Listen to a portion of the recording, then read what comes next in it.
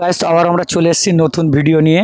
এখানে এসেছি একটা দাদা দারুণ গান বলতে পারে এবং ডায়লগ দিতে পারে, অনেক কিছু বলতে পারে। সেই দাদার কাছে এসেছি, দেখা যাক দাদাটি কি পারে আর কি জানে। সেই দাদার কাছে যাচ্ছি, শুনুন দাদাটি কি বলছে।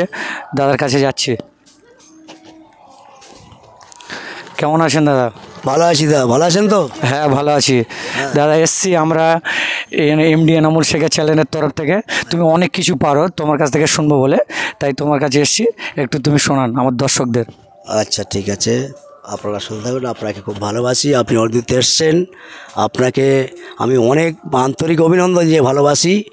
যেরকম একটা গান বানিয়েছিলেন না, যে উপর থেকে পাঠিয়ে দেবো, নিচে থেকে পাঠিয়ে দেবো ছোট্ট উপহার, তা আপনাকে আমার উপহার দেওয়ার মতো ক্ষমতা আমার নাই।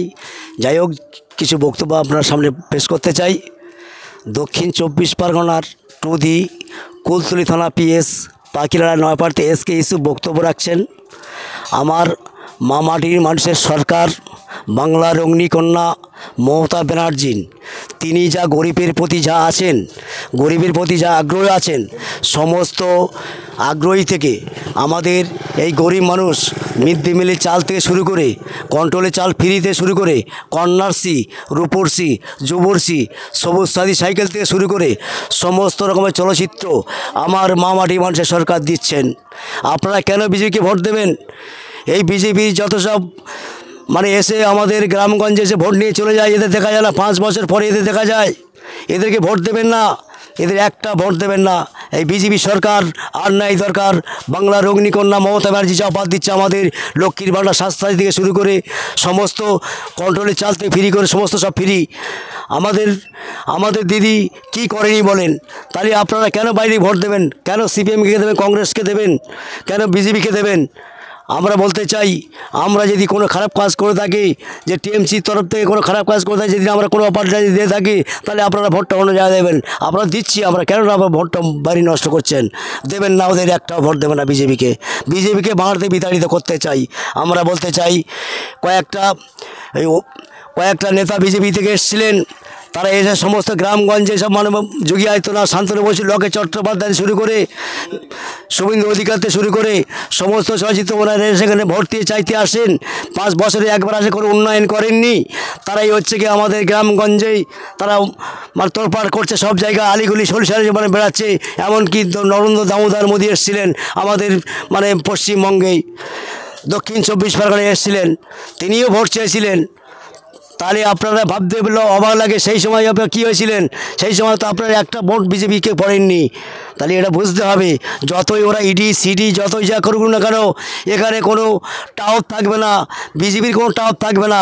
পশ্চিমবাংলা আমরা 42 আমরা এটা নিতে চাই, 42 আমরা চাই। বন্ধুগণ, আপনারা জানেন দীর্ঘদিন ধরে এই বিজেপি সরকার এরা অন্যায় অত্যাচার করে, এমনকি মুসলমানের ব্যক্তিদের, প্রত্যেকের মুসলমানের ব্যক্তির ওপর কলিজা তীর মেরেছেন। যদি বল তীরটা কেমন তীর মেরেছেন আপনি দেখুন।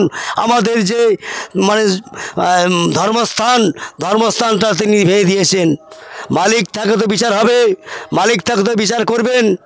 আমরা বলতে চাই, তিনি আমাদের সেই মসজিদ ভেঙে মন্দির করেছেন।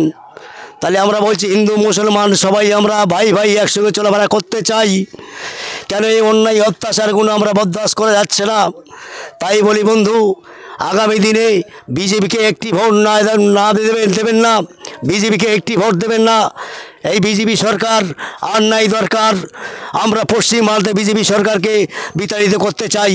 বন্ধুগণ, আপনারা দেখেছেন, আপনারা শুনেছেন, আমাদের অভিষেক বন্দ্যোপাধ্যায়ের বাংলার অগ্নিকন্যা দুটো ব্যক্তির ওপরে ইডি সিডি থেকে শুরু করে শেখ শাহজাহান থেকে শুরু করে যে মিথ্যে মামলা ফাঁসিয়েছে, শিবু হাজরা তো উত্তম থেকে শুরু করে যা মিথ্যে মামলা ফাঁসিয়েছে, সেই ভিডিও ভাইরাল হয়ে গেছে।